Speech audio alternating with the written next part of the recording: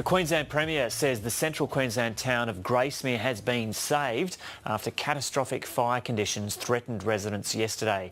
Annastacia Palaszczuk has thanked hard-working firefighters who've been fighting the blaze on the ground and in the air.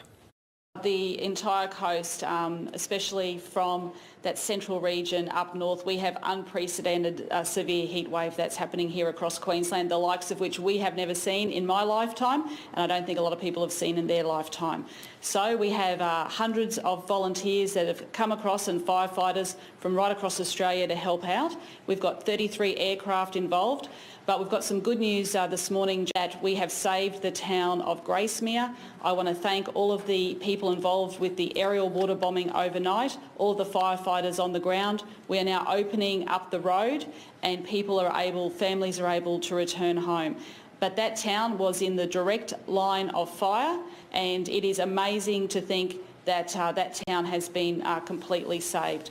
Of course, we have issues around Mount Larkham. There have been evacuations there, and some very good news as well, that Deepwater fire that was coming through Deepwater and Rules Beach, everybody got out. We were very concerned yesterday that some people were refusing to leave, and I can confirm that everyone was evacuated from that area. So that's good news. But in terms of the fire level danger, and I think this is really important to your listeners, and I got briefed on this late last night, is that in Victoria we used to see a fire danger level of 100, and if it was over 100, that was deemed catastrophic. Well, in that Rockhampton central region yesterday, it was 135, and in Emerald it was 105.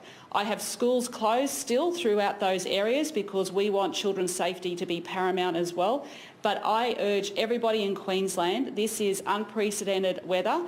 We can't control this, so we need everybody to listen, because if we ask you to evacuate, we are doing this in the best interests of your family. So please listen to the authorities. I listen to the experts, and I need Queenslanders to listen to the experts as well. But a big thank you and a big shout out to everyone across Australia that's really come to Queensland's aid here. We all work the best when we work together, and that is the Australian fighting spirit.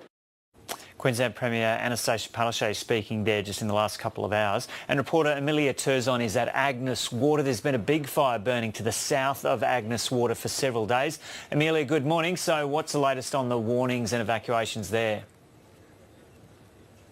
So as we heard the Premier say just then, luckily everybody from the south of Deepwater National Park, where that bushfire's now been raging for days, everybody managed to get out yesterday from that, after days of the Premier and emergency services pleading with people in that rural community to leave. There was some quite staggering vision that came out last night of people having to leave by boat over a river because the huge bushfire had burnt out their access points in and out of the community. So the bushfire had burnt through roads and bridges, so they had to leave by boat. Today the situation for that bushfire is still quite severe. I've been talking to firefighters this morning who said that the conditions they experienced yesterday were some of the worst they've seen in their working career, and that was coming from a rural fire volunteer who'd been doing this for 40 years. So he said the conditions yesterday were winds going back and forth, and 1 minute they're going this way and then the next they're flying back in your face.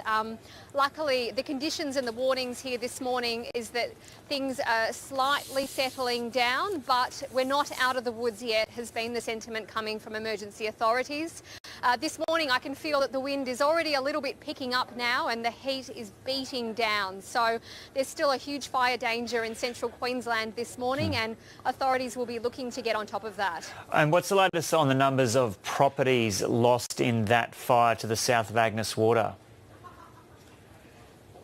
So the latest we heard was that 4 houses had been lost, and that numerous livestock, sheds, cars were all in danger. We haven't heard any updated numbers on the damage so far. Obviously the most important thing is that no one whose lives have been lost, but we haven't heard any updated information on the extent of the damage there. We expect that we'll get more information as the fire hopefully dies down.